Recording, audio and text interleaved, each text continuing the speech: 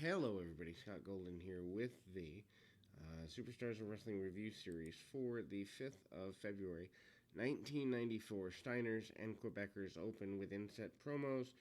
They have a non-title 10-minute match later here today. The Quebecers obviously are Jean-Pierre Lafitte or Pierre and Jacques, and Johnny Polo is their manager. Obviously, Steiner's Rick and Scott Steiner there. Gary Saba, which is the guy who is the Italian Stallion, is the enhancement talent for a Shawn Michaels match here early. Plug for the WWF magazine as well. Michaels still coming out with the Intercontinental fake Intercontinental Champion or the Intercontinental Championship belt from when he was champion. Arm ringers, arm bars, and the like. Body slam by Michaels. Michaels, of course, flanked by Diesel on the outside. The enhancement talent gets a couple of shots in, but nothing worth writing home about. Really basic stuff here. Michaels goes into the buckle and eventually gets a pile driver in place in order to gain the victory. Jim Cornette and Mr. Fuji talk about how unfair it is that, in fact, Yokozuna has to fight two people at WrestleMania, but they also say that it will be historic. Obviously, he faces Luger, even though Luger had been barred from challenging for the championship later or back at SummerSlam, but the co-winning of the Royal Rumble gives him an advantage there. We then see the return map or for the return of Earthquake in 1994, which doesn't last very long, maybe a couple of weeks at best, maybe a couple of months. He's here through WrestleMania 10, obviously, but I believe gone by SummerSlam. Anyway, 1-2-3 Kid and Marty Jannetty, former tag team champions for a week, get an enhancement match here. 1-2-3 Kid, of course, Sean Waltman, who is incredibly agile, and it shows throughout this match here. Barry Horowitz, one of the enhancement talents, I believe Fidel Sierra the other. Horowitz ties up a little bit, about a year away from his babyface run, which gives him a little bit of process there. Jannetty gets hooked into an attempted sunset flip, doesn't go too far, drops the elbow on Horowitz. Tie up with both guys, and a hot tag, or a behind the back tag actually, by the 1-2-3 Kid. He comes in with a bunch of martial arts related stuff and goes pretty basic. Double team, including double fist drops by 1-2-3 Kid and Jannetty.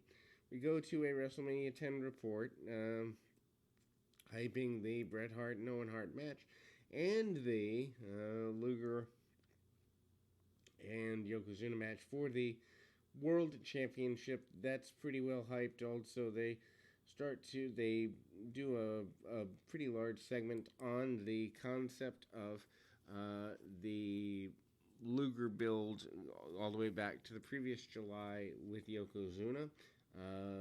So by this point, I mean, you've been building the feud 8 or 9 months. Bret Hart says that he doesn't want to have to fight his brother, but will do anything to get the World Championship back. Of course, Hart is at this point, one-time former world champion, winning the second championship at WrestleMania 10 from Yokozuna here. So then we go back to the ring. Kwang makes his debut. Of course, Kwang is Savio Vega, who is under a mask. Harvey Whippleman is his manager. Punch kick and some round kicks, back suplexes, and basic stuff by Kwang. Kwang ends up being a guy who has a lot of good matches. Savio, actually, I think the Kwang character was better for him throughout, kind of doing a masked martial artist thing. Return of the Paul Bearer kind of walking through a graveyard, mentioning that the Undertaker isn't dead. He lives in the hearts and minds of all the fans. Continue to do that through basically the summer of '94. Quebecers and Steiners up here in the 10-minute tag team match. They do go a full 10 minutes here. Rick and Scott Steiner, of course, former tag team champions.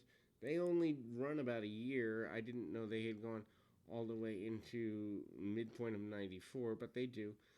Scott Steiner starts with the larger Pierre, and so they kind of go down a bit. The Tilt-A-Whirl Slam, among other things, by Scott Steiner. Scott Steiner still at this point looking like a person and not a walking steroid. Clearing the house by